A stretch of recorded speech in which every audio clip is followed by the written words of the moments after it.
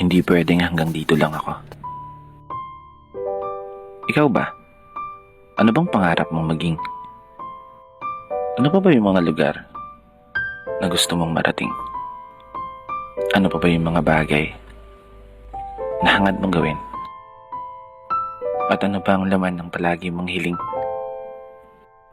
Gaya mo, palagi rin ako nakaharap sa salamin. Pinakatititigan ng gusto yung sariling tumitingin. Kinakausap, tinatanong,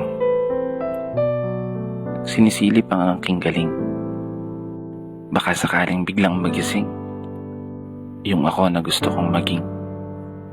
Yung ako na may malayo nang narating.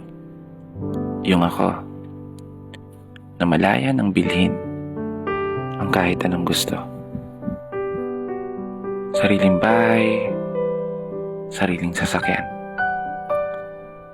sariling negosyo.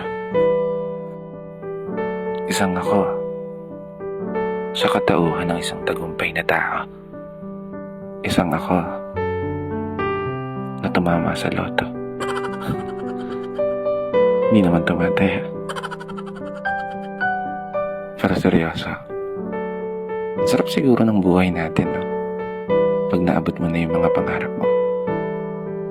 Kapag nagawa mo ng mapasa kamay lahat ng mga hinahangad mo sa mundong to, at magiging isang kwento na lang yung kung paano at ano yung mga pinagdaanan mo. Isang kwento na maibabahagi mo sa ibang mga tao. Kaya naman, habang nandito tayo sa proseso, wag na wag mong susukuan yung mga pangarap mo. Kapag dumating ka man sa punto, palagi kang talo.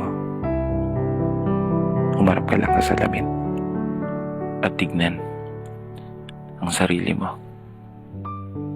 At subukan mong tanungin, hanggang dito na lang ba ako? At kapag biglang sumagot yan, tumakbo ka na. Hindi.